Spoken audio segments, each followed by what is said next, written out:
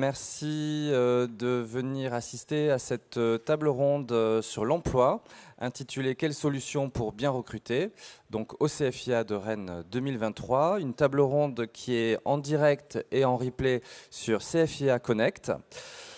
Pour animer cette table ronde, je suis accompagné de Marlène Leguet, fondatrice de Vague de Sens. Bonjour Marlène. Bonjour Adrien. Voilà. Donc Vague de Sens, une société spécialisée dans les ressources humaines autour des jeunes générations et l'intergénérationnel. On est ensemble jusqu'à 10h45 environ et il y aura une partie de questions-réponses avec la salle si vous souhaitez. Alors, pour parler du sujet, nous accueillons Fabienne Noailly, qui est directrice du développement RH chez Agro Mousquetaire. Bonjour à tous. Marine Gatignon, directrice opérationnelle et RH de Marie Morin France. Bonjour à tous. Cécile Bouler, qui est directrice générale de Manageria, un cabinet de recrutement spécialisé en agroalimentaire. Et Marie Kiffer, déléguée générale de l'ABEA, le réseau de l'agro-breton. Bonjour à toutes et à tous. Désolée pour la parité qui n'est pas respectée. Adrien, tu as de la chance. Oui, exactement. Donc avant de commencer cette table ronde, nous allons regarder un petit film, une petite vidéo d'introduction autour des problématiques actuelles que rencontrent les fournisseurs, les industriels de l'agroalimentaire. Nous sommes allés les rencontrer avant-hier au CFIA avec Marlène. Donc pour réaliser cette vidéo, nous avons fait appel à Pierre Trévidi et Victor Boisson de la société Pipersalt qui sont dans la salle. On les remercie et donc ils sont spécialisés sur les interviews et le media training, notamment RH, et vous pouvez aller les rencontrer à la fin de la table ronde pour discuter avec eux, notamment si vous avez des besoins. Je vous propose qu'on regarde la vidéo.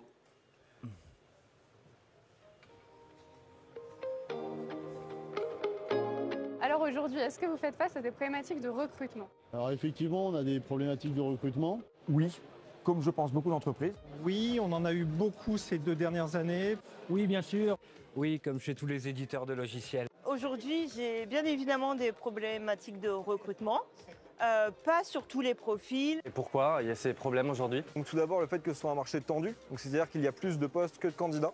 Ce sont des métiers avec peu de visibilité, comme par exemple celui du consultant. Des personnes qui travaillent dans l'agroalimentaire, elles ne sont pas forcément au courant que ces métiers existent. Pour plusieurs raisons, bien entendu des problèmes de formation sur un métier qui est très particulier, qui est la mécanique, que les jeunes ne veulent plus. Donc on a du mal à les attirer. Et puis également parce que le marché est très porteur avec beaucoup moins de candidats disponibles sur le marché.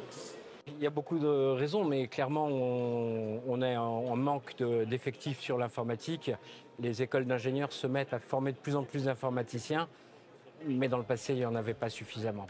Déjà, le domaine agroalimentaire, de moins en moins. L'équilibre entre la vie perso et la vie pro qui aussi pose beaucoup de soucis. Le Covid a été forcément compliqué. On a aussi un métier qui est difficile avec du travail, notamment en saison, qui peut être 3-8, 4-8, les samedis, dimanches et les jours fériés. Ça, c'est un handicap avec des conditions qui peuvent être au chaud, au froid ou dans les champs. Besoin de personnes qui soient excessivement réactives, très motivées et qui travaillent dans un contexte international, qui sachent s'adapter aux différentes filiales de l'entreprise parce qu'on a beaucoup d'échanges. Et même nos techniciens font des sessions de formation à l'étranger et donc il faut être très réactif par rapport à ça. Il y a aussi un effet générationnel, puisque les nouvelles générations, je vais les appeler comme ça, sont beaucoup plus attentifs à leur vie de famille, à leur confort de vie par rapport à leur vie professionnelle. Donc il faut aussi trouver ce bon équilibre et proposer des emplois avec un bon équilibre entre la vie professionnelle et la vie personnelle.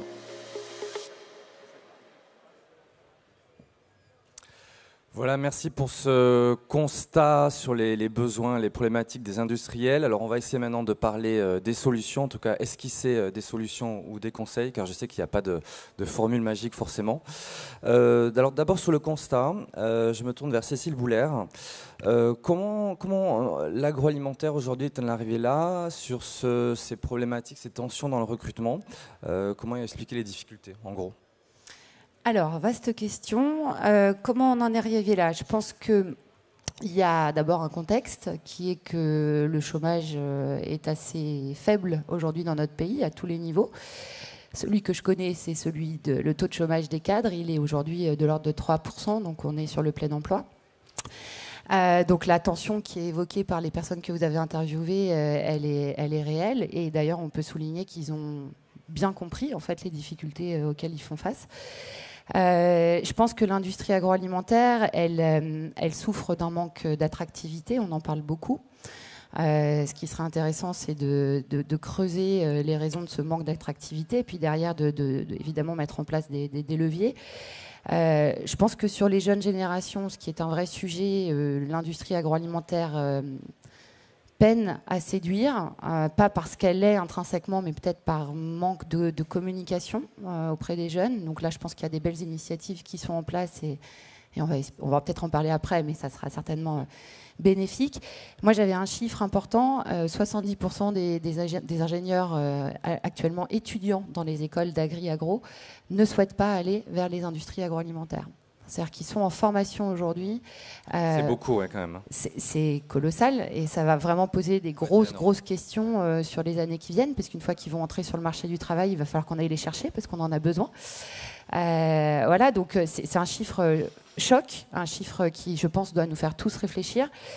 Et puis après, sur les raisons du manque d'attractivité, il y a beaucoup de préjugés, en fait. Mais même parmi ces étudiants, on continue beaucoup à parler de la pénibilité du travail, alors que Dieu sait qu'on a fait beaucoup ces dernières années sur ces questions-là.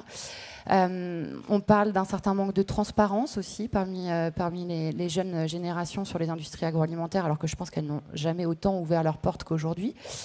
On parle des salaires qui sont réputés comme étant pas forcément à la hauteur des attentes, puisque même si les attentes des jeunes changent, le salaire, ça reste quand même aussi le nerf de la guerre.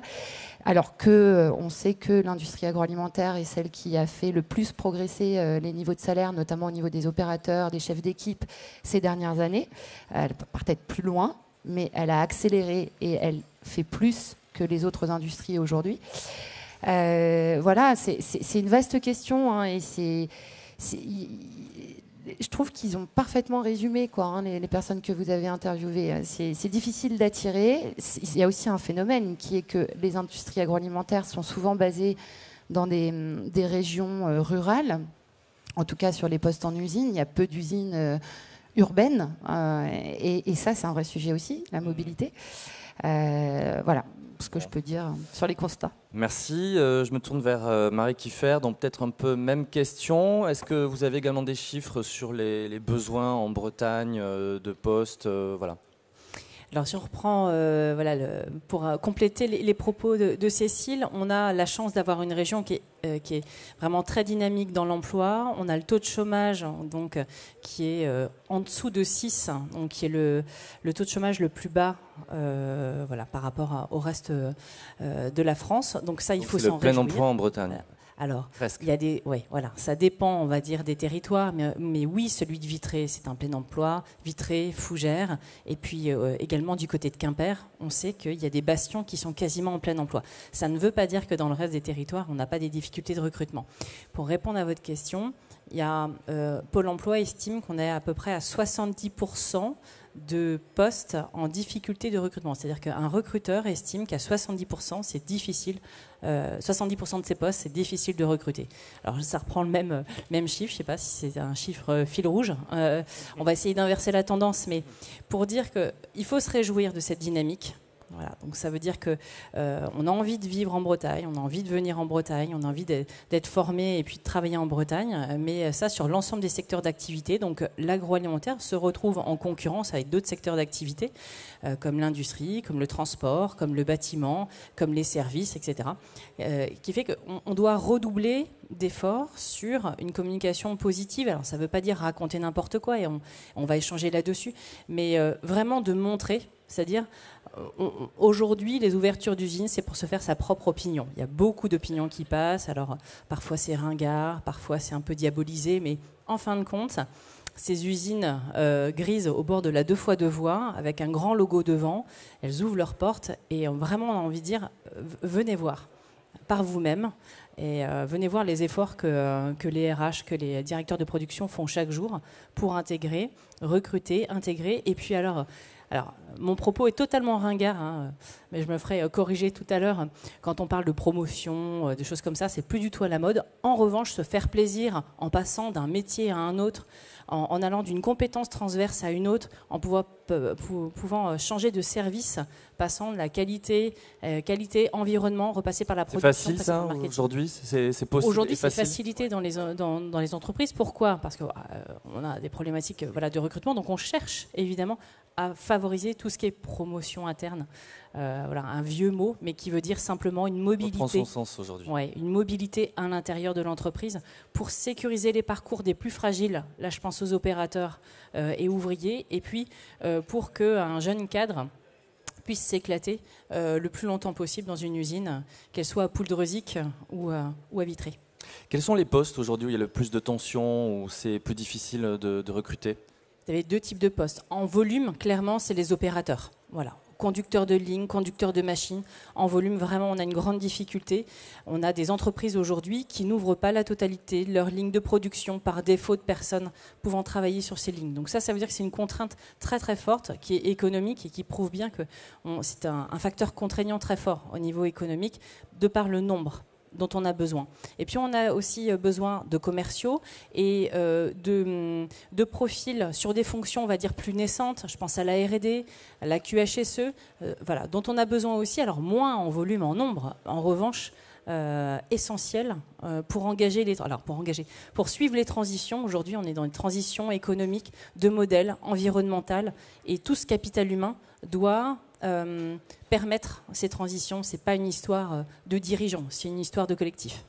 Cécile Boulère, sur les postes à pourvoir, peut-être des compléments Alors, parfaitement en phase avec le constat de Marie.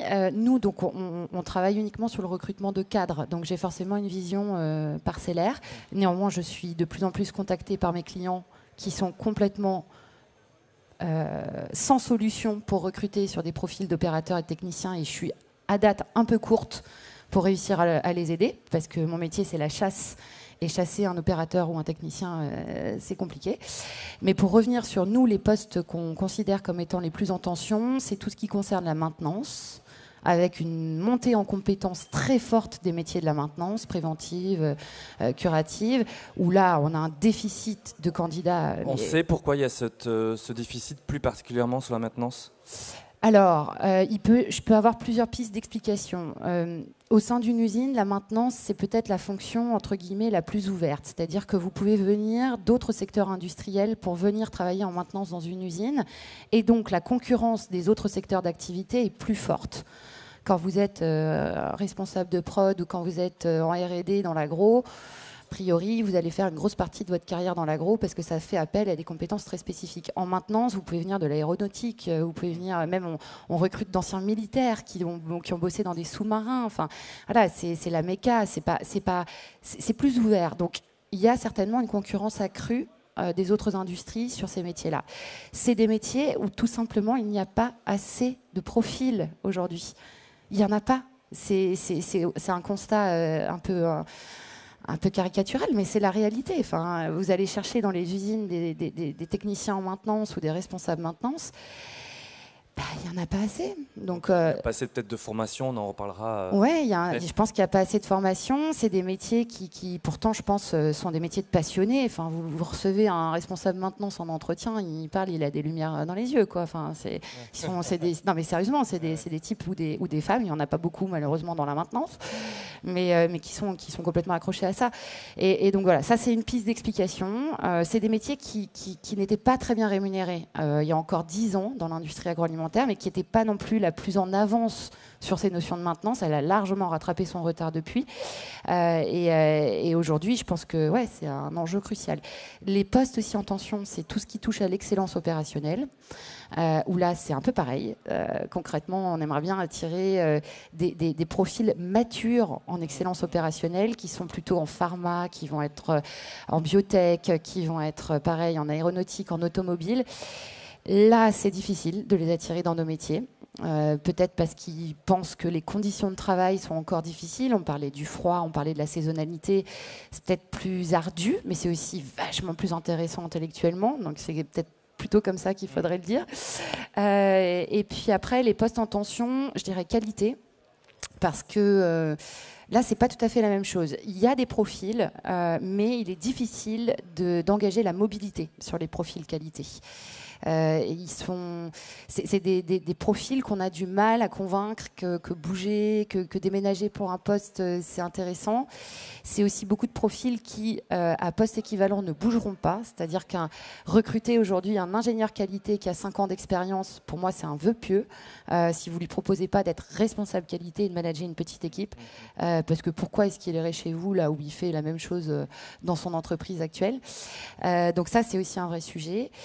R&D, à partir du moment où il y a effectivement la compétence environnement, et on voit aussi que la RSE arrive dans la R&D, ce qui est assez intéressant aussi dans nos métiers, c'est tendu. Parce que ça nécessite une expertise pointue sur certains produits, sur certaines formulations, sur certaines contraintes réglementaires aussi. Et du coup, le champ des candidats potentiels est tout petit. Et si on n'a pas l'argument... Donc en fait, c'est un peu tous les postes dans l'entreprise agroalimentaire, il y a des tensions, si je vous écoute. Non. On arrive encore à recruter des directeurs d'usine. En fait... Il y a des postes en tension. Globalement, recruter aujourd'hui, c'est dur, mais c'est pas propre à l'agroalimentaire. Il faut quand même se le dire aussi. C'est-à-dire que toutes les industries sont confrontées à des difficultés de recrutement. Donc voilà, on n'est pas les plus à plaindre, on n'est pas les plus mauvais non plus. Voilà. Mais voilà. Et après, juste un petit mot sur la fonction commerciale. Je pense que c'est un métier qui a énormément souffert ces dernières années. Je pense aux commerciaux en produits finis qui sont en contact direct avec la GMS notamment. Ils s'en sont pris plein les dents. Aujourd'hui, recruter un catégorie manager, un directeur national des ventes, un directeur commercial qui sait que son job, ça va être d'aller négocier sur des questions surtout très dans complexes. Le contexte actuel d'inflation. Voilà. Et moi, j'ai carrément des candidats qui veulent se reconvertir, quoi. C'est-à-dire qu'ils ne veulent plus faire ce métier. Ils s'en sont pris plein la tête. Donc là, les convaincre de venir chez vous, bon courage. Et en B2B, les métiers technico-commerciaux n'ont pas trop le vent en poupe auprès des jeunes, ce qui est un drame, parce que c'est une des fonctions les plus essentielles dans l'entreprise.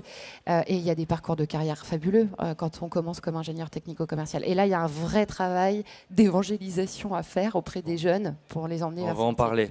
Alors, on a la chance d'avoir avec nous 2 grands témoins, donc Agro Mousquetaire et Marie Morin. Donc, on va leur donner la parole pour parler des problématiques auxquelles elles ont fait face et surtout des solutions ou des changements de posture qui ont été insufflés en interne. Alors, Fabienne Noailly, donc chez Agro Mousquetaire. À quelle problématique vous avez été confronté et quelle stratégie vous avez pu mettre en place au sein de votre entreprise? Alors, je crois qu'il y a déjà un bon constat qui a été posé. Donc nous, juste Agro Mousquetaire en quelques mots, parce que on nous connaît pas toujours. Vous pouvez développer, Fabienne. Voilà. On a un peu de temps. Donc on a 56 usines aujourd'hui sur la France et la majorité sur le territoire breton. On a une diversité très large d'usines, ce qui est à la fois une richesse et aussi une complexité pour parler de nous aussi et se faire connaître. Donc les constats, je ne vais pas les redire, je crois qu'on les partage tous. Maintenant, c'est comment on se met en mouvement pour y répondre collectivement. Donc avant tout, c'est un travail de projet. C'est un travail pas RH. Alors nous, on est l'outil RH pour mettre en dynamique, mais c'est tous ensemble qu'on va arriver à trouver ces changements. Donc il y a vraiment une notion de changement qu'il faut impulser. Donc les deux, enfin moi que c'est pas forcément facile à mettre en place parce non. que c'est un peu un vœu pieux, voilà. Difficile. Alors il faut être concret, c'est-à-dire qu'à la fois on est tous ensemble face à une problématique. Concrètement, les lignes ne tournent pas. Ok, je dois livrer mon client. Ok, donc ok, on en parle et on se met autour d'une table en disant comment on fait. Donc il y a réinterroger nos organisations de travail. Et ça, c'est quelque chose qui est en profondeur, qui ne va pas se faire en claquant des doigts. C'est comment on réfléchit à voir notre travail différemment. Ça, c'est le premier point. 2, on a des départs à la retraite. Nous, on a 1500 départs à la retraite dans les 5 ans qui arrivent. Et un constat, je crois, à peu près similaire de nos collègues. Comment on fait pour prendre en compte cette donnée d'entrée? Et puis après, voilà, comment vont évoluer nos compétences en interne? On parlait des métiers techniques, des métiers, vous disiez, commercial ou R&D. En tout cas, comment vont évoluer nos compétences? Une fois qu'on a posé ces constats-là, on se dit de manière pragmatique, comment on y répond? Donc, par l'outil recrutement, on travaille avec des partenaires de l'emploi. Et ce terme partenaire est important, on en parlait ensemble. Bien sûr, les entreprises intérimaires, aussi Pôle emploi, qu'il faut mettre dans la danse, hein, c'est notre premier interlocuteur de l'emploi. Et il faut être inventif avec eux aussi. Et puis des cabinets de recrutement qui nous accompagnent aussi dans cette démarche. Mais il ne faut pas déserter nous-mêmes en direct le recrutement. Parce qu'il faut aussi qu'on parle de nous à nos collaborateurs, nos futurs collaborateurs. Et donc nous, qu'est-ce qu'on a mis en place de manière concrète? C'est d'être en proximité. Proximité, être en contact le plus près possible de notre futur candidat. Il faut réduire le nombre d'interlocuteurs à rencontrer, il faut montrer le travail réel, il faut montrer nos conditions de travail au sens large, ouvrir nos usines, que ce soit virtuel ou nos portes. Et donc pour ça, on a mis en place des actions, avec toujours nos partenaires au sens large. Donc, actions... Alors on va en parler après des actions, mais je précise que donc Agro Mousquetaires est présent au Hall 11, donc où il y a la grande journée Food Talent. Voilà, ouais. Exactement. Donc une journée de recrutement avec job dating et présentation d'entreprise. Alors, Marine Gatignon de chez Marie Morin, avant de devenir directrice ressources humaines et opérationnelles de Marie Morin, vous avez d'abord été candidate, hein, je crois me souvenir, et vous aviez constaté peut-être des points à améliorer. Qu'est-ce que vous avez pu mettre en place pour améliorer justement les choses en interne, pour peut-être attirer davantage ou le parcours d'intégration. Moi, quand je suis arrivée, c'est vrai qu'il n'y avait pas de parcours d'intégration et j'avais vraiment envie de venir travailler ici, donc je pense que c'est ce qui a fait que je me suis accrochée, entre guillemets. Mais au final, aujourd'hui, on se rend compte que l'intégration, c'est pas uniquement le jour J. Ça se prépare. Quand on rencontre un candidat et qu'on souhaite le garder, jusqu'à sa prise de poste, en fait, il faut rester en contact avec lui. Il faut l'intégrer au plus dans l'entreprise. Il faut lui ouvre des accès à notre communication interne. On développe des petits tips avec lui, avec ce candidat. Et pour revenir à ce qui a été dit avant, moi je pense que depuis quelques années, le marché du travail il est en mouvement. Et il faut qu'on change la mentalité de se dire qu'employeur, on est en position de force parce que c'est pas le cas. C'est plus le cas aujourd'hui. Voilà. Ouais, c'est ça. Et il faut qu'on sorte de ça, de vraiment un rapport de force. Le candidat n'est pas non plus en rapport de force avec nous, mais il faut qu'on réfléchisse en se disant qu'est-ce qui ferait aujourd'hui que ce candidat ait envie de venir travailler chez nous plutôt que l'entreprise d'à côté. Très bien. Marlène Leguet, alors comment on fait pour attirer dans l'agroalimentaire ? Alors je crois que pour attirer aujourd'hui, il y a une notion qui est absolument essentielle, c'est celle d'authenticité. Alors ça peut sembler un petit peu nébuleux dit comme ça, mais quand on creuse cette notion, on se rend compte que derrière, il y a deux attentes qui se dessinent. Une première qui va être centrée sur la singularité. Aujourd'hui, les candidats veulent savoir pourquoi est-ce qu'ils viendraient travailler chez vous, en quoi cette entreprise, votre entreprise est singulière, en quoi elle est différente, quelle est son histoire, quels sont ses points forts, mais quelles sont aussi ses marges de progression. Ça, c'est vraiment des attentes qui émergent. Et puis, il y a des attentes, on va dire, d'une autre nature qui sont plutôt liées au quotidien. On a des candidats qui veulent tout simplement savoir ce qui se passe au sein des murs de l'entreprise avant même d'y avoir mis un pied.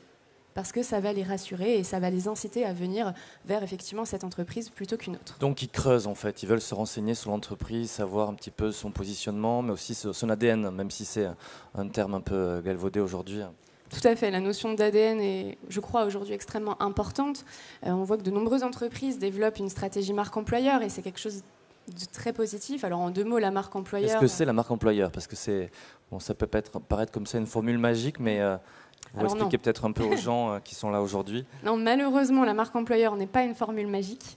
En quelques mots, nous pouvons dire que c'est finalement l'ensemble des actions qui va permettre justement de révéler la singularité de l'entreprise.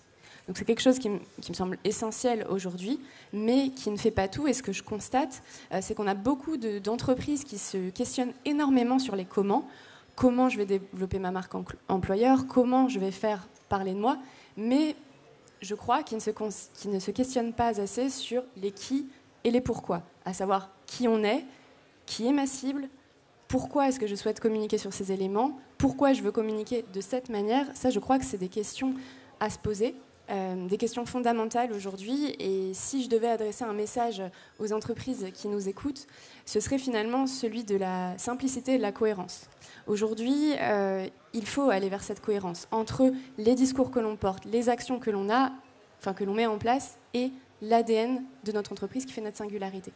C'est comme ça qu'on va réussir à attirer des talents et c'est surtout comme ça qu'on va réussir à les fidéliser. Parce que si cette cohérence n'est pas présente, eh bien vous allez peut-être réussir à faire venir des talents jusqu'à vous, mais vous aurez beaucoup plus de difficultés à les fidéliser par la suite. Marie Kieffer, quelques conseils vous pourriez donner aux entreprises justement pour les aider? Alors, les conseils, c'est toujours évidemment compliqué. En revanche, on voit ce qui fonctionne. Voilà.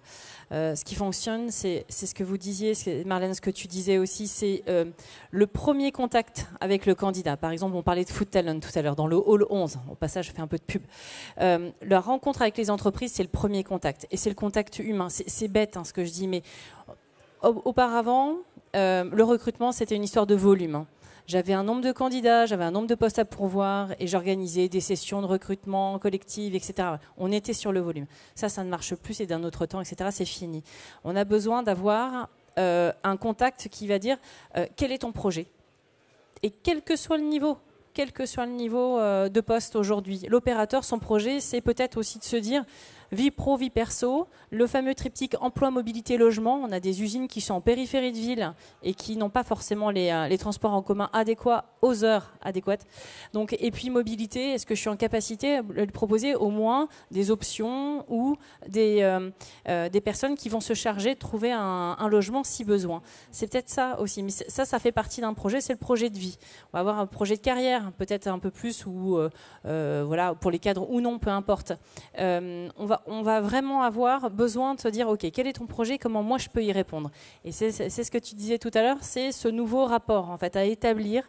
Et plus les entreprises vont créer ce rapport-là au premier moment, au premier contact et en proximité, plus il va avoir de la chance, voilà, de tout de suite, le candidat va sentir tout de suite, OK, ce qu'on me raconte là, de toute façon, dès que je vais mettre un pied dans l'entreprise, je vais ressentir. Quand on arrive dans une usine, on sent bien. En fait, tout de suite, l'ambiance. Dans les ateliers, on sent bien aussi les choses. Donc, la partie intégration, c'est ça. C'est les premiers moments qui vont se dire, OK, est-ce qu'on m'accueille? Est-ce que je suis reconnue? Accueillir, c'est je suis reconnue, j'ai un nom, un prénom, je suis attendue. En fait. Et je te rejoins surtout de ne pas mentir en fait, entre ce qu'on raconte avant que le candidat arrive et ce qu'il va réellement trouver une fois sur place. Parce que il n'y a rien de pire en fait pour un candidat de voir que ça ne correspond pas.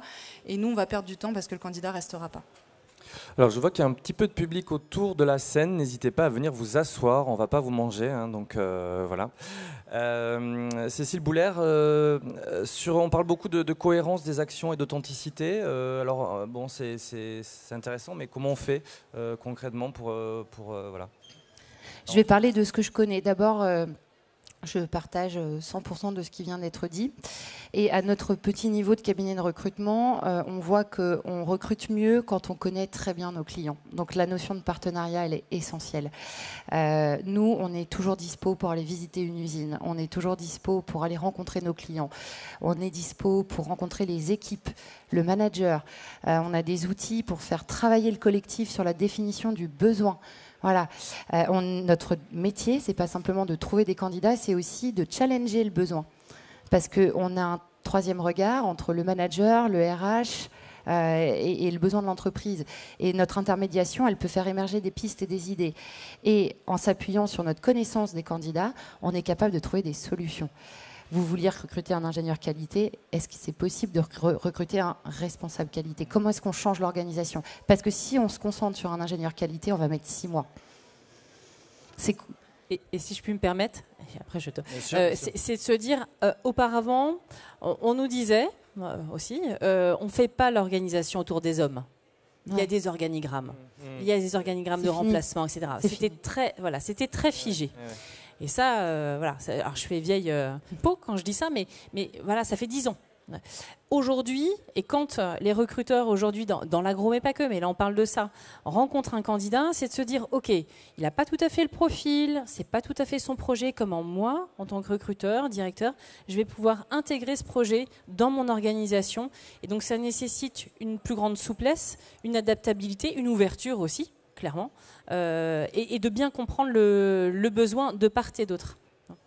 Fabienne Noailly, sur les actions que vous avez pu mener chez Agro-Mousquetaires, est-ce que vous pouvez nous en parler? Voilà, comment vous êtes Oui, alors je me disais que repositionné? j'ai oublié un point que je voulais quand même, sur lequel je voulais appuyer, c'est on a un campus de formation à double volet, c'est-à-dire qu'on a une école d'apprentissage et une université d'entreprise. Donc Depuis quand vous avez mis en place ça? Depuis tout. CFA, ça fait 25 ans. Et l'université depuis 2014. Donc on est vraiment en avance sur ce sujet-là. Et c'est un élément clé, c'est-à-dire que quand on a des personnes qui viennent nous rejoindre, parfois, ils n'ont pas le savoir-faire. Et nos métiers sont techniques. Donc il faut qu'on investisse sur ce savoir-faire, les intégrer, comme tu l'évoquais, et d'aller aussi leur apprendre le métier. Bon, après, j'irai plus loin. C'est intéressant parce qu'en fait, vous développez vos propres formations. Donc, quelque Exactement. part, ça veut dire que les formations actuelles ne sont pas forcément adaptées ou pas totalement? Alors, j'irai pas ça, c'est-à-dire, vous voyez, on parlait de la maintenance. Du coup, on a créé un bac pro maintenance. Parce qu'aujourd'hui, on a des BTS, mais nos techniciens de maintenance ne restent pas suffisamment techniciens de maintenance. Ils veulent devenir responsables maintenance. Donc, on dit on va les former bac pro maintenance pour pouvoir aussi leur donner le goût du terrain et rester sur le terrain. Donc, on essaie d'être inventif, être à l'écoute de nos managers et de créer ensemble. Je dirais que le deuxième point aussi sur l'université, c'est d'accompagner le parcours et le développement. Marie l'évoquait, sur le pas de côté sur un métier nouveau, de monter en responsabilité. Souvent, nos experts sont devenus managers, mais manager, c'est un métier. Il faut, essayer de leur donner un peu de temps pour faire ça, et deux, les muscler là-dessus. Et c'est eux qui sont la courroie de transmission de ce changement-là. Donc, on mise aussi beaucoup sur nos managers, avec des parcours diplômants, comme manager de proximité, avec un équivalent Bac+2. Et en tout cas, comment on agit? On agit déjà de l'intérieur en formant aussi des tuteurs. On a formé plus de 400 tuteurs là sur 2 ans. C'est-à-dire on intègre, mais on intègre bien, avec une proximité. Donc déjà, quand vous me posez la question, qu'est-ce qu'on fait? Déjà, on travaille en interne pour accueillir bien, professionnaliser, donner confiance, rassurer, accompagner. Ensuite, dans les actions recrutement plus directes, on a essayé de faire parler de notre métier. On travaille beaucoup avec la BEA aussi. Dès qu'il y a une action, on est partie prenante parce qu'on croit que ce n'est pas tout seul qu'on va faire bouger le secteur, mais c'est bien ensemble. Donc avant tout, on est collectif. Et après, on parle aussi de notre entreprise. Donc pour ça, on a fait un job truck. L'année dernière, on a pris notre camion et on allait dans les territoires avec nos collaborateurs, nos RH, pour justement parler du contact. Nous, on croit que c'est juste ça qui est capital. Donc, une rencontre, l'humain, c'est une rencontre avant tout. Donc, on a fait ce job truck où on est allé à la rencontre de nos candidats. Ce n'est pas eux qui sont venus à nous. Et symboliquement, c'est déjà très important pour nous. On a fait la démarche d'aller les voir, eux. On a fait aussi récemment un space dating. Alors, c'est quoi? Un laser game. Alors, c'est les équipes qui ont réfléchi à ça. J'ai trouvé ça sympa. Comment se connaître sans barrière? Parce que le travail, c'est aussi se faire plaisir. On sait que le premier départ, c'est parce que le manager, on ne s'entend pas avec le manager, ou l'ambiance de travail de proximité. Donc, il faut vivre quelque chose. Est-ce que ça marche, en fait? Est-ce qu'au final... Alors, laser game... alors même en plus on avait mis une garde d'enfants pour essayer de cibler des nouveaux types de personnes, souvent les femmes isolées justement pour les mettre vers l'emploi. Je dirais qu'on tente plein de choses. Je ne dirais pas que c'est une action qui fonctionne, mais c'est des actions. D'accord. Voilà. Okay. Et la dernière peut-être, parce qu'on vous attend le 30 mars pour l'avant-première du film Les Trois Mousquetaires, où notre entreprise sponsorise le film. Bien chez Agro-Mousquetaires, c'est parfait. Exactement. Et donc on fait un job dating avant. Voilà, on a envie de faire autrement. Très bien. Alors, c'est très intéressant comme actions qui sont menées. C'est vrai que quand on est un grand groupe, c'est peut-être plus facile aussi d'insuffler des choses comme le job dating. Alors, j'aimerais juste balayer ça, parce que je vais taire les budgets, mais en tout cas, ce n'est pas le sujet. C'est vraiment le contact. Vous voyez, quand on était en Covid, on ne pouvait pas rencontrer les gens. Qu'est-ce qu'on a fait? On est allé dans les points de vente. On est allé et on avait une RH qui était en bout de gondole en disant voilà, c'est les produits qu'on fabrique aujourd'hui chez nous. Et ça, d'accord, voilà. Très bien. Donc, je voudrais juste balayer ce point-là. C'est-à-dire que c'est ensemble qu'on trouve des bonnes solutions. Il n'y a pas forcément. Alors après, quand on met de la com, oui, mais on peut être astucieux. dans cette rencontre. Ok. Alors Marine Gatignon, c'est un plus petit groupe que Agro-Mousquetaires. Quelles solutions, quelles actions vous pouvez mettre en place au sein de votre entreprise? Il y en a beaucoup. La première, c'est de faire... je pense qu'il faut intégrer les collaborateurs dans le projet d'entreprise. Et pour les intégrer, faut les intégrer aussi à notre communication, que ça soit interne ou externe. Et nous, dans la communication interne, on a fait des interviews métiers. Donc ça nous sert autant à montrer aux futurs candidats de montrer en quoi consiste le métier, mais aussi aux collaborateurs d'expliquer son métier, de le mettre en valeur. Et je pense que ça, c'est très important. On a aussi mis longtemps, parce que les portes des écoles ont été fermées longtemps, à avoir des partenariats avec les écoles. Parce qu'aujourd'hui, en fait, les candidats qui sont là en train de passer le bac ou en BTS, c'est les candidats de demain. Et donc, on va là-bas, on fait des stages dating, on les forme au CV, à la lettre de motivation. Et c'est gagnant-gagnant, parce qu'au final, nous, on donne de notre temps, mais ils vont se souvenir qu'ils ont eu ça par telle entreprise. Et puis, ils reviennent nous voir, ou ils viennent en stage. Et c'est là aussi qu'on crée des belles aventures. On a aussi les stagiaires. Garder du lien avec un stagiaire qui est venu, ça a fait des embauches plus tard, après un cursus scolaire. Voilà, il y a plein de choses. Comment on garde du lien avec un stagiaire qui est venu? On lui envoie un petit mail de temps en temps, on l'appelle comme ça, voir quelques crèmes dessert pour Noël? Ça peut être ça. On les nourrit. Non, voilà. Après, c'est un petit coup de téléphone, savoir comment se passent les études. Ça a été aussi, je pense à une personne qui se posait des questions sur son orientation, donc on en a parlé. Et le choix on parlait de groupes, de PME et tout ça, c'est des métiers aussi qui peuvent être différents dans différentes entreprises. Donc voilà, on en discute, et puis quand on garde du lien, les gens aussi on peut créer aussi des opportunités. Et on parlait des écoles, c'est vrai qu'il y a l'alternance aussi qui est très important, parce que avec les problématiques de recrutement qu'on peut avoir aujourd'hui, on peut se dire qu'une création de poste qu'on a d'ici 1 an ou 2 ans dans le projet, on pourrait avoir un alternant qui commence à défricher un petit peu ce qu'on veut aller, et d'avoir la bonne personne, même si c'est 2 ans avant, mais qu'elle soit après embauchée pour le projet, quoi. Alors justement, ça me fait une bonne transition pour la suite, justement sur les formations. Alors les formations, l'alternance, Marie Kieffer, est-ce qu'il y a des choses à améliorer, à développer dans ce sens? Alors, on a la chance, encore une fois en Bretagne, d'avoir une carte des formations qui est plutôt bonne. Mis à part certaines formations, par exemple très techniques de certisseurs, des choses comme ça, qui posent difficulté, mais globalement, on a une bonne offre de formation. Et l'alternance aujourd'hui propose des choses. Je pense à l'IFRIA, qui est le CFA du secteur alimentaire, propose des formations qui vont du bac pro jusqu'au bac +5. Donc, et on sent quand même que, de façon globale, l'apprentissage essaie de gagner ces titres de noblesse. Voilà. Et je pense que demain, la voie royale, entre guillemets, s'il y en a une, c'est de pouvoir effectuer sa formation en apprentissage, parce que tout de suite, et on revient au lien avec l'entreprise, on sait de quoi il s'agit, et on s'imprègne, et on vit les choses plus au quotidien. Peut-être l'avancée qu'il faudrait proposer, et c'est plus aux entreprises, c'est aujourd'hui on voit la problématique de maintenance. On a par exemple un BTS maintenance à Montemont de Bretagne, donc pas très loin d'ici. L'année dernière, il y avait 5 jeunes. Donc, alors qu'il y a des centaines d'offres à pourvoir, et que la rémunération n'est plus le sujet. Aujourd'hui, les jeunes de maintenance choisissent leur entreprise en fonction de ce qu'elle propose, mais au-delà de ça, de l'organisation de travail. Est-ce que je vais être d'astreinte? Est-ce que je vais travailler de nuit? Comment ça s'opère? Donc, et dans cette maintenance, pour commencer, il y a le bac pro. Les bacs pro, en général, vous êtes mineurs. Voilà. Et l'entreprise, aujourd'hui, peine à intégrer des mineurs. Et ça, je crois qu'on ne peut pas se dire « j'ai besoin de bac +2 en maintenance » et de fermer la porte aux mineurs qui seraient en bac pro maintenance. Parce que justement, c'est en les prenant plus tôt, en les accompagnant un peu. Donc ça nécessite pour les RH, clairement, voilà, et je vois les sourires, ça nécessite vraiment de penser l'arrivée de ce mineur.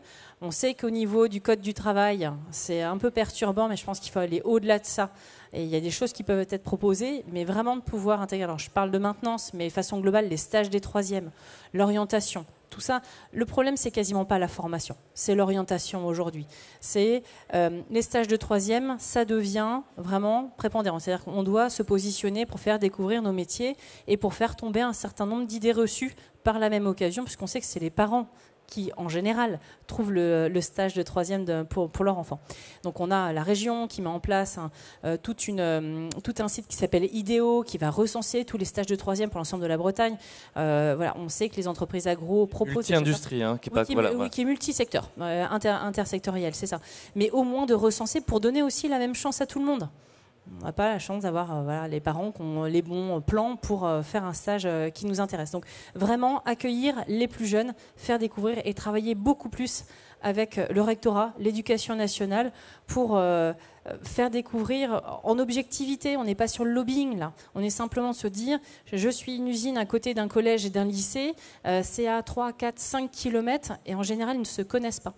Donc c'est pouvoir travailler en proximité avec ces acteurs pour faire connaître à la fois les métiers, mais plus globalement les métiers de transformation. Nous, on est flanqué entre l'agriculture, que l'on voit bien, le produit fini, enfin la GMS, la grande distribution, que l'on voit bien aussi, et ce maillon transformation, il a de la peine à trouver une identité propre aussi. Donc on doit travailler là-dessus. Juste pour insister, on a la chance d'être dans des entreprises qui ont du sens. Aujourd'hui, on a été dite entreprise prioritaire. Et ça, c'est un coup de pouce qu'on nous met aussi sur le haut de l'affiche. Et ça, je pense qu'il faut qu'on surfe ensemble là-dessus. Un coup de pouce et un coup de pression aussi. Oui, mais quelque part, on est devenu essentiel. C'est important ce terme-là. Et vous voyez, nous, on a un partenariat avec l'Institut Agro Rennes-Angers.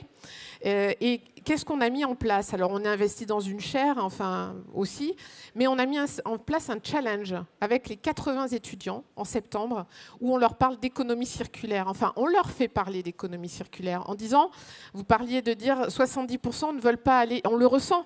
On dit, attendez, vous, c'est bien de mettre un plant de tomates ou de carottes à côté, faire votre jardin bio, ok, mais aujourd'hui, il faut nourrir la France. Aujourd'hui, on a besoin de vous pour réinventer nos entreprises. Et faisons-le ensemble. Et donc, on fait un challenge pendant 48 heures avec les enseignants d'institut, nos collaborateurs, les directeurs UP, de RH et les étudiants. Et ça, on leur parle d'aujourd'hui, mais de demain, en disant, arrêtez on a besoin de vous, quoi. Donc, on a un travail. Alors, ce n'est pas du lobbying du tout. C'est juste se dire la réalité de la situation. Et on a fait tellement du bashing sur nos entreprises qu'il faut que nous, on prenne la voix, le micro, et qu'on dise, mais on nourrit et on peut. Et au contraire, faisons mieux ensemble. Marlène Leguet, oui. Oui, et la notion de sens, effectivement, est aujourd'hui essentielle. Et quand on va voir les plus jeunes et qu'on leur pose des questions, on leur demande, mais concrètement, qu'est-ce que doivent vous dire les entreprises pour vous donner envie de venir les rejoindre? Eh bien, il y a la notion d'utilité qui ressort. Ça, c'est essentiel. C'est en quoi je serai utile en venant travailler à vos côtés. Et puis, il y a aussi la notion d'impact positif. En quoi, ensemble, en collectif, eh bien, nous aurons un impact positif vers les consommateurs, envers la planète, envers nos collaborateurs. Et finalement, moi, en tant qu'individu, eh bien, où est-ce que je me trouve dans cette grande chaîne de valeur? Quel maillon est-ce que je suis et quel impact je vais avoir sur le reste de la chaîne? Aujourd'hui, c'est ces questions qui se posent et c'est ces réponses qu'il faut leur formuler pour leur donner envie de venir rejoindre vos entreprises. Cécile Bouler, une réaction? Ouais, je voudrais juste compléter ce que tu viens de dire, parce que je suis parfaitement en phase. Dans l'étude qu'on avait fait auprès des jeunes ingénieurs, à 70% d'entre eux, ils disaient que c'était pour eux l'occasion d'avoir un impact sur l'environnement, et à 50% d'entre eux, ils pensaient pouvoir avoir un impact sur la société. Donc, comme quoi, c'est un vrai sujet. Mais je pense qu'il faut aussi réussir à les convaincre que c'est de l'intérieur qui pourront changer le système. Je ne vais pas revenir sur ce fameux discours à l'AgroParisTech il y a quelques mois, mais il y a cette notion de... on parle des jeunes générations, il y a beaucoup d'idéaux. Nous aussi, on a eu 20 ans, on a toujours plein d'idéaux. Et je pense que c'est ça le sujet. C'est que les RH, le futur manager, le patron de la PME puissent aller voir les plus jeunes, dire c'est chez nous que tu vas changer le monde en fait. C'est chez nous que tu vas accompagner la transition, la transformation. En tout cas, il faut les écouter et prendre aussi la matière qu'ils nous amènent. Parce qu'ils viennent nous percuter. Il faut les écouter, il ne faut pas juste venir avec notre discours. C'est pour ça que moi, je crois au mélange, en fait. Voilà. Et personne n'a raison. On a tous raison quelque part. Mais c'est ensemble qu'on va écrire la copie. Ce n'est pas chacun de notre côté en s'opposant ou en se regardant de côté, quoi.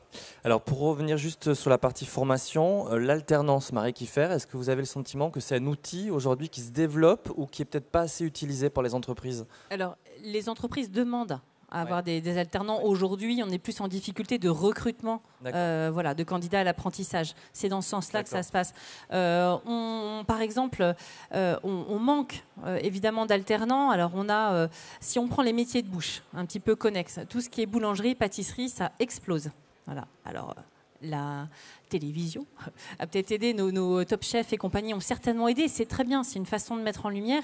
Et encore une fois, et pourtant, ce sont des métiers contraignants, difficiles, exigeants. Là, on parle d'organisation de travail, de vie pro, vie perso. Enfin, j'ai l'impression que c'est plus sujet quand on parle de pâtisserie ou de chocolaterie. En revanche, il y a de l'excellence, il y a de l'exigence, il y a une beauté aussi du produit. On est fiers de ce que l'on produit et je pense que c'est ça dont ont besoin les jeunes. Donc oui, l'alternance fait partie très clairement de nos chantiers prioritaires et je reviens sur l'intérieur. Parce que l'idée de la dynamique de l'attractivité, on se disait, de l'intérieur, on va aller exprimer à l'extérieur ce qui se passe. Mais c'est plus de dire, venez voir et en interne, former nos tuteurs.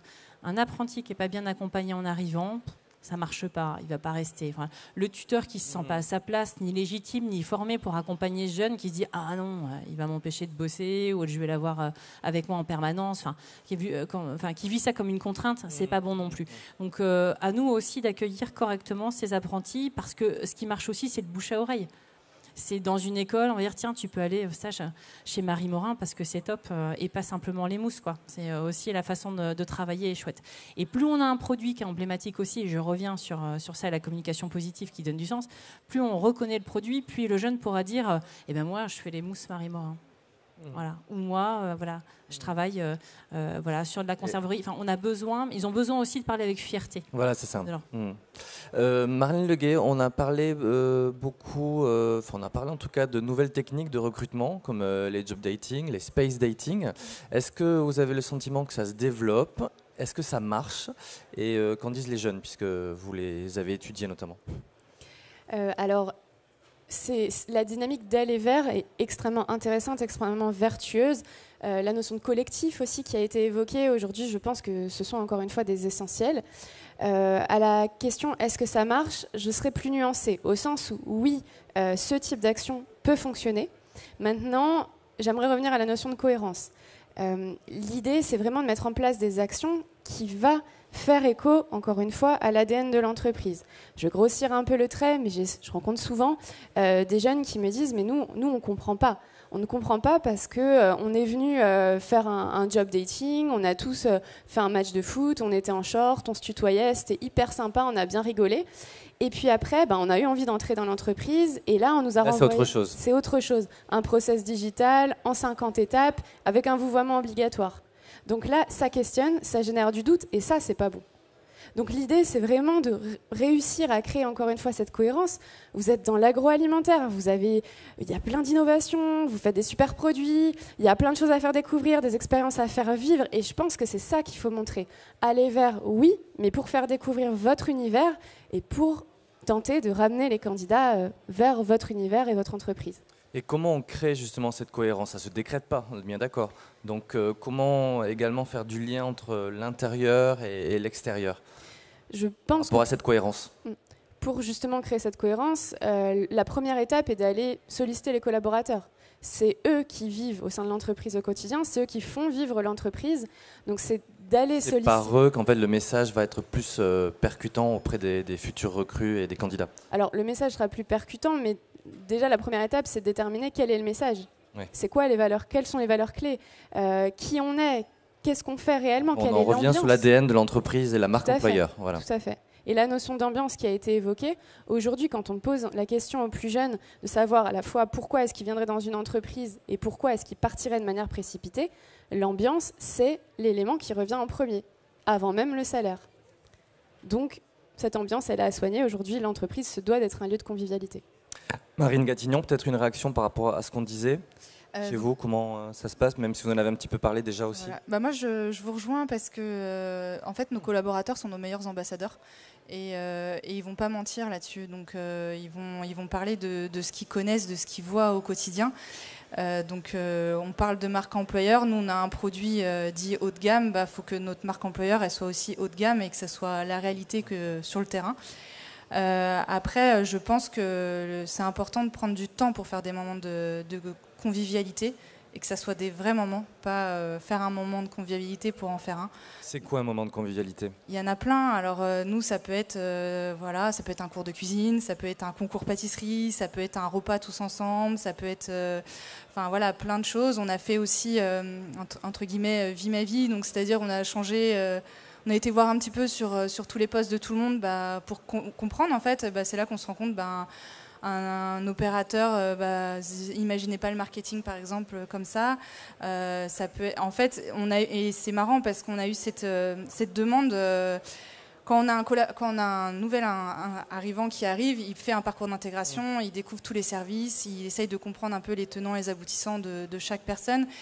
Et en fait, des personnes qui sont arrivées il y a très longtemps dans l'entreprise sont venues nous voir en nous disant mais nous, on n'a pas eu ça. Et donc c'est vrai que là, avec le service RH, on a réfléchi. C'est avant que vous arriviez en fait, c'est ça? Non, mais avant que tout ça se développe.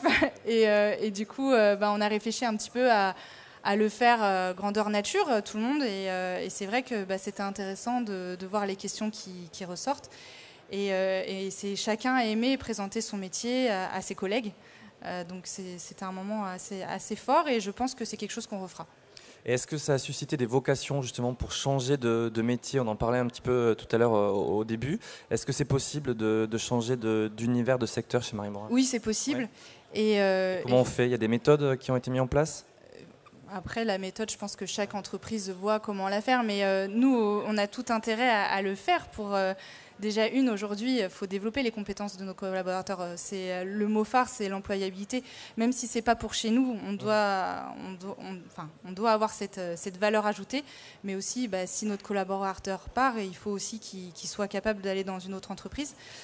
Donc oui, c'est possible de changer de secteur. Après, ça passe par de la formation interne, ça passe par réfléchir aussi à l'objectif de ce changement de secteur. On l'a fait, on fait de la mobilité interne, on communique dessus, parce que faut pas que ça se fasse comme ça sans que tout le monde soit au courant. Il faut que le collaborateur soit aussi fier de changer de secteur, par exemple, si on parle de secteur. Donc après, au niveau de construire, je pense que c'est collectivement et expliquer si c'est uniquement le souhait d'un collaborateur ou si c'est un projet commun, quoi. Chez Agro-Mousquetaires, est-ce qu'on peut changer de métier? Est-ce que ça se fait? Est-ce qu'il y a des parcours pour ça? Oui, mais pas assez encore. On a encore une belle marge de progrès. Et je rejoins sur le Vie ma vie qui est extraordinaire parce que finalement, on est le nez dans notre activité, les uns et les autres. Il y a un côté un peu travail en silo finalement qui, malgré tout ce qu'on veut faire, rompre. Donc, on y travaille. Des témoignages, ça c'est top. On essaie de mettre en avant aussi nos collaborateurs, aussi dans leur vie privée. Vous voyez, on a des sportifs de haut niveau. Donc, vous montrez un qui qui dessine des BD.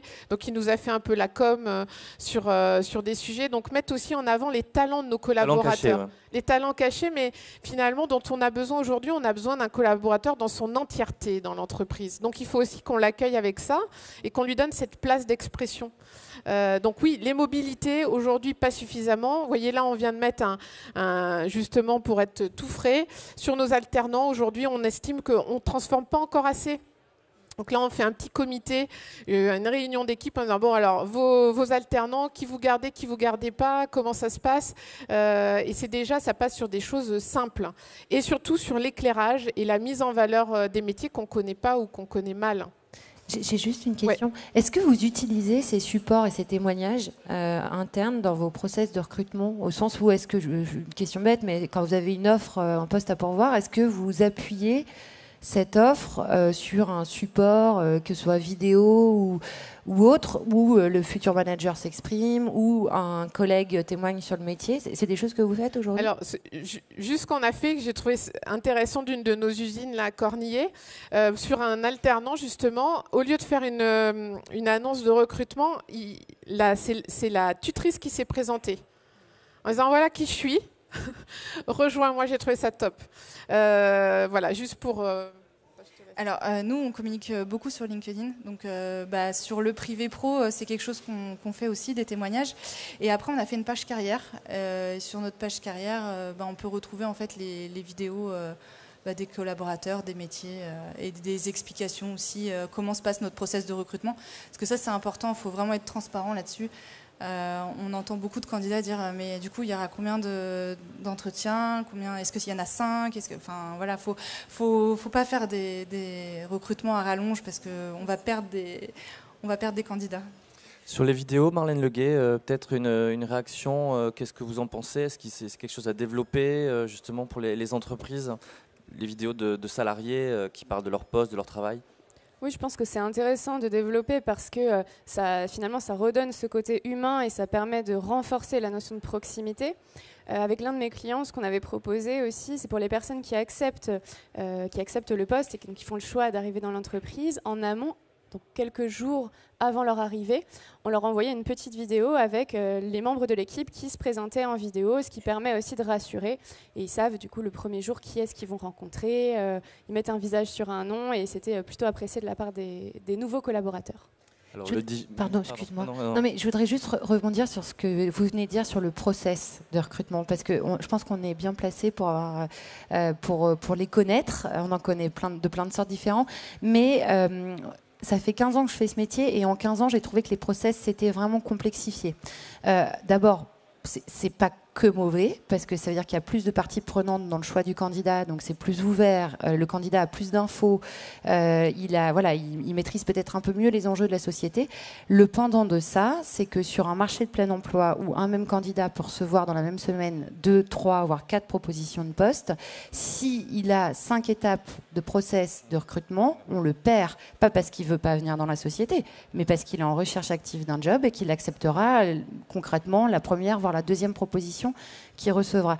Et donc, nous, on essaie vraiment aussi de dire aux entreprises, faire une étape structurée, plus une étape plus informelle, où on va rencontrer ses futurs collaborateurs, mais où on ne va pas être jugé par ses futurs collaborateurs, on va les rencontrer. Ça, c'est difficile à mettre en place, parce que moi, j'ai des candidats qui ont été évalués par leurs équipes. Et j'ai des candidats qui ne l'ont pas bien vécu du tout, en disant moi, on va me demander d'arriver, et finalement, c'est les équipes que je vais manager qui ont dit oui ou qui ont dit non. Donc, je pense que les personnes aux ressources humaines ont un vrai levier là, c'est simplifier et réduire le nombre d'étapes, garder une étape très structurée, compétences, métiers, définition de poste, une étape savoir-être, les valeurs, le fonctionnement, les attentes, le projet de la personne, et peut-être une autre étape sur le vie ma vie, je t'ouvre mes portes et tu vas rencontrer tel ou tel collègue et ça va être plus informel. Ça peut être un déjeuner. Moi, j'ai beaucoup de mes clients qui, pour le candidat qu'ils pressentent pour le poste, ne vont pas faire un deuxième entretien, mais vont faire un déjeuner. Alors, en plus, on est dans l'agro, quoi. Donc, on mange. Oui. Voilà. Cécile Boulère, justement, quand un recruteur est face à un mur, qui n'arrive pas à recruter quelqu'un dans son entreprise parce que peut-être pénibilité de l'emploi ou secteur peu attractif, je pense peut-être à la viande, est-ce qu'il faut revoir ces critères de recrutement à la baisse? Est-ce qu'il faut s'adapter justement? Donc vous avez parlé de réduire le temps de recrutement. Est-ce qu'il faut revoir un petit peu les choses? Il y a une question de temporalité. Quand on peut anticiper un départ ou quand on est sur une création de poste, on a un petit peu de temps. Je pense qu'il faut se donner les moyens de recruter le profil idéal auquel on a rêvé ou dont le manager nous a dit, tu vois, moi, s'il savait faire ci, si elle savait faire ça, ça serait formidable, on gagnerait 10 ans, etc. Là, il faut se donner le temps. Et avec les partenaires, soit en interne quand on recrute par soi-même, soit quand on passe par une agence d'intérim ou un cabinet, vraiment peaufiner, paramétrer, rencontrer un certain nombre de candidats et puis faire son choix. ce que je remarque, c'est que les entreprises ont de moins en moins le temps de recruter. C'est-à-dire qu'elles ont des difficultés à anticiper les départs, elles ont des difficultés à anticiper parfois les créations de postes ou les besoins. Et donc, on est souvent dans un recrutement d'urgence. Et si c'est le cas, c'est pas mal, c'est comme ça. Dans ces cas-là, il faut être ouvert. Et ma petite reco, ce serait d'avancer avec des gens dont on sent une proximité de valeur, qu'on touche un peu au cœur, quoi, où on est dans une relation sincère, une relation humaine forte. Et s'il ne coche pas toutes les cases des compétences, en fait, on va savoir le former. Et c'est plus compliqué de former quelqu'un à partager ses valeurs que former quelqu'un sur une compétence purement technique. Et donc, nous, notre approche, c'est celle-là. C'est de dire s'il y a un caractère un petit peu... Voilà, les managers sont sous l'eau. On a beaucoup ça en ce moment, des managers qui en aura la casquette parce qu'ils ont des trous dans la raquette. Là, on va leur dire, OK, pense à un junior, pense à un alternant, pense à quelqu'un qui ne va pas cocher toutes les cases et l'entreprise va savoir le former. Et ça va être un intérêt pour le candidat parce qu'il va venir chercher quelque chose qu'il ne connaît pas encore, qu'il ne sait pas faire. Marie Kieffer, peut-être une réaction sur ce critère de recrutement. C'est pas moi qui le dis, c'est l'APEC. Aujourd'hui, dans le secteur agroalimentaire, alors pas en Bretagne, au niveau national, on a un taux d'encadrement qui est peu élevé. Pas suffisamment élevé. On est à 11% de taux d'encadrement, quand l'industrie, Total Industrie, est à 17%, et quand au niveau après des services, etc., on monte à 25%. Alors on comprend, il faut comparer ce qui est comparable. Mais comparons-nous à l'industrie au sens global, donc Meta, Plastu, Bois, Carrière Comment on Matériaux. l'explique justement ça? Alors, il y a une partie d'explication, c'est que nos managers de proximité, le premier niveau de manager, je vais y arriver, n'est pas cadre. Agent de maîtrise, employé plus. Vous voyez bien les organisations en interne de cet ordre-là, parce qu'en général, ce sont des promotions internes et pas suffisamment valorisées, c'est-à-dire dans sa fiche de poste. Donc, on a moins de managers aujourd'hui. Et quand on parle de tout ça, parce qu'il y a un biais là qu'il ne faut pas prendre, c'est que le recrutement, la responsabilité de recrutement, il n'y a pas que les RH. Et là, la table ronde ne le dit pas du tout. Mais on a besoin... Je comptais sur vous, justement, pour le dire. Oui, vous avez raison. Non, mais des directeurs opérationnels, des directeurs industriels, des directrices de services qui vont pouvoir, et on l'a dit tout à l'heure, rentrer dans ce recrutement et puis accompagner cette intégration.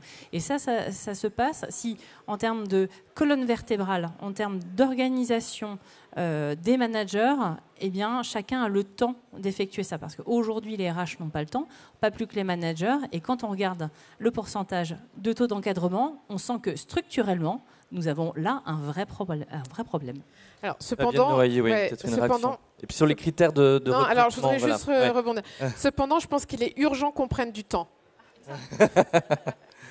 Pas toujours facile. Et que justement, côté RH, je crois que notre premier job, là, si on se mise là-dessus, c'est d'essayer de prendre un petit côté hélicoptère et de mettre nos interlocuteurs, même si nous, on est sous l'eau aussi, mais essayer de faire ce pas de recul en disant comment on travaille en interne pour arriver à transpirer ce qu'on est, à attirer comme on veut et à essayer que nos opérationnels arrivent à sortir la tête de l'eau, parce qu'autrement, on est dans une spirale infernale.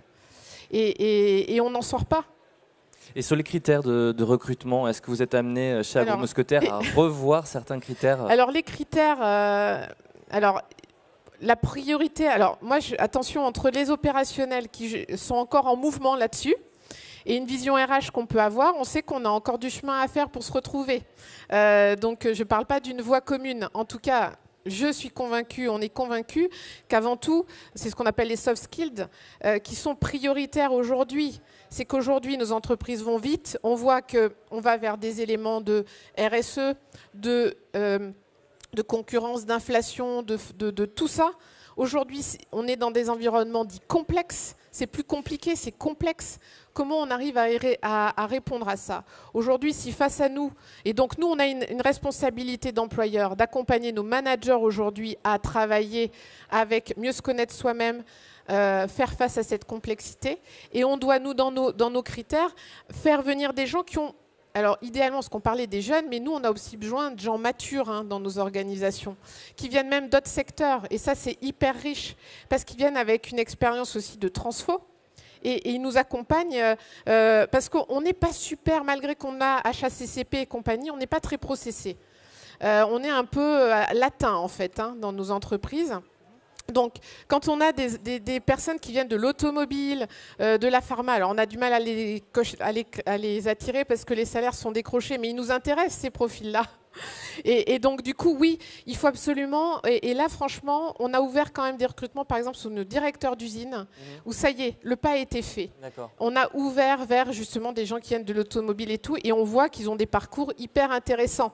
Donc, on va essayer de s'appuyer sur ces expériences pour dire, voyez, c'est plutôt pas mal. Donc oui, ouvrir les critères et de les former, nous, en interne, à la partie technique. Alors, juste pour rebondir, on va passer aux questions. Pardon, juste pour dire, les managers, je pense ils sont souvent passionnés dans nos métiers et ils ne sont pas toujours au fait que attirer des candidats, c'est compliqué. Donc je pense, alors la data, on en parle tout le temps et tout, mais pouvoir avoir des outils pour alimenter les managers, leur dire, regarde, tu vas sur tel poste, les difficultés, c'est celle-là, comment est-ce qu'on les contourne, qu'est-ce que tu en penses, sur quels critères on reste vraiment stable, quels critères éventuellement on peut changer. Et en fait, ils ont besoin de regarder un peu plus loin que la vie de l'entreprise, parce que eux, dans leur quotidien, ils se disent, mais attends, ce qu'on a à proposer, c'est génial, quoi. Enfin, c'est top, ça bouge, on innove, etc., etc. Et je pense qu'il y a un vrai travail aussi pour les accompagner sur cette réalité du monde des candidats, quoi. Merci. Oui, Marlène. Et pour rebondir sur ce que tu disais, Cécile, effectivement, ça me semble aujourd'hui fondamental de croiser les regards, que ce soit entre candidats et collaborateurs, que ce soit entre jeunes et moins jeunes, que ce soit entre le dedans et le dehors. Mais je pense qu'aujourd'hui, c'est nécessaire, en fait, pour faire, encore une fois, prendre conscience de l'ensemble de la chaîne et pas avoir un regard parcellaire uniquement. Et je me permettrai juste un dernier message, qui est un message de simplicité, au sens où aujourd'hui, je pense qu'on en a toutes parlé, on le sait, il y a des difficultés de recrutement, elles sont présentes et malheureusement, ça fait partie du quotidien de chacun aujourd'hui. Et face à ces difficultés, parfois, on a envie de multiplier les actions, de se dire, moi, j'ai besoin de beaucoup de candidats, donc je vais mettre en place beaucoup de choses, je vais démultiplier mes actions, et comme ça, je vais trouver des solutions. Aujourd'hui, moi, j'ai envie de vous inviter à revenir à l'essentiel et à se poser vraiment la question des enjeux, à savoir ce qu'on veut, à revenir questionner son ADN pour justement apporter du sens et de la cohérence au sein des pratiques et des actions réalisées. Merci. Alors, est-ce qu'il y a des questions dans la salle? On peut vous passer en micro. Pas de questions. Bon, très bien. Voilà, donc je vais continuer. Ah si, voilà, une main qui se lève.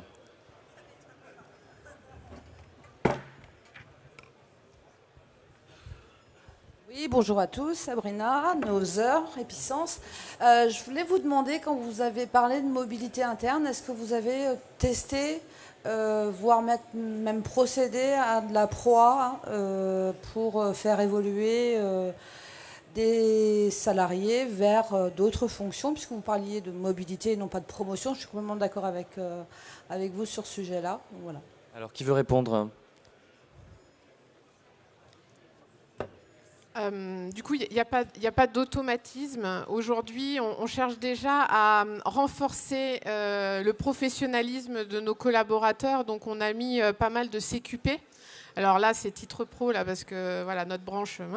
Mais on cherche déjà à professionnaliser. Et après, effectivement, on accompagne quand il y a besoin sur le côté métier. Ouais, c'est prioritaire. Ouais. Est-ce qu'il y aurait éventuellement une autre question ? Moi, j'en avais une autre. On n'a pas du tout parlé de la fidélisation. Je l'avais prévu en question subsidiaire.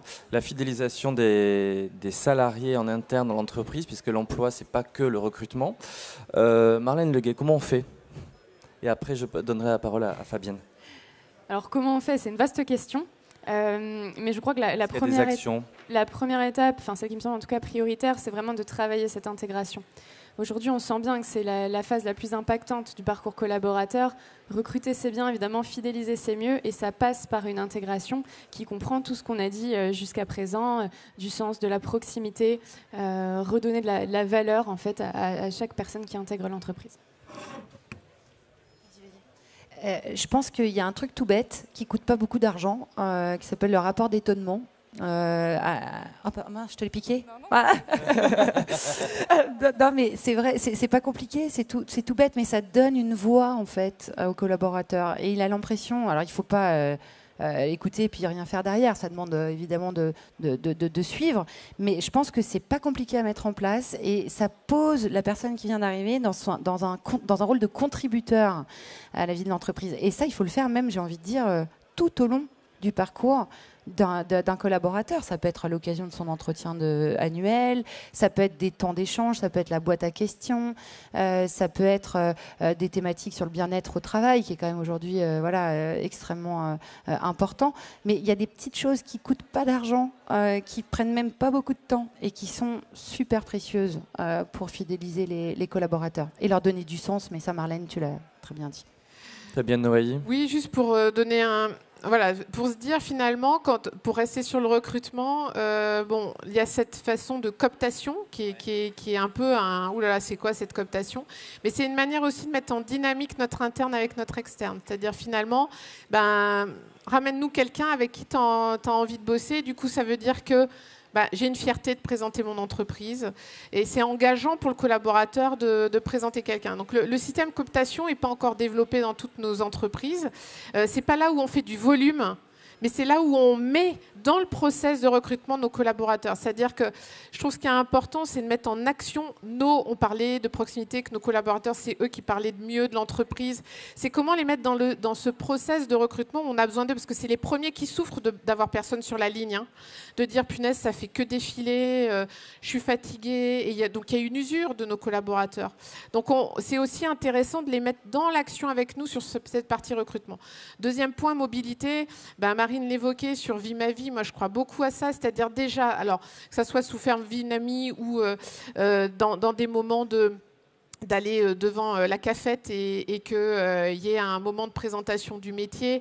En tout cas, il faut absolument aider à donner de la transparence de l'ensemble des métiers à tout le monde. C'est-à-dire qu'il faut rendre acteur notre collaborateur. Alors, c'est facile parce que c'est facile à dire, parce que finalement, on leur donne aussi, pour certains de nos collaborateurs, un métier routinier. Et à la fois, on leur dit non, mais attends, oui, ok, je veux que tu fasses bien ton job, mais à la fois, je veux que tu te remettes en question, que tu te poses des questions, que tu viennes nous voir. Donc, c'est à nous aussi d'aller le voir et de lui dire, oui, tiens, par des témoignages, tu vois, lui, voilà le parcours qu'il a fait. Ah ouais, c'est génial. Donc, éclairer quelque part le parcours des uns pour les autres.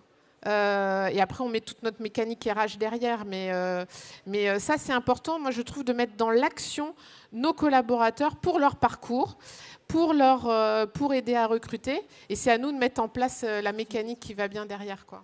Cécile, ouais. Est-ce que vous objectivez justement ces questions d'ambiance de travail? Il y a plein d'organismes aujourd'hui, Great Place to Work, etc. Est-ce que c'est des choses que vous faites pour donner un côté officiel et non partial de regardez, on a des indicateurs clés sur le bien-être de nos collaborateurs, qu'est-ce qu'ils disent, quoi? Est-ce que vous les interrogez?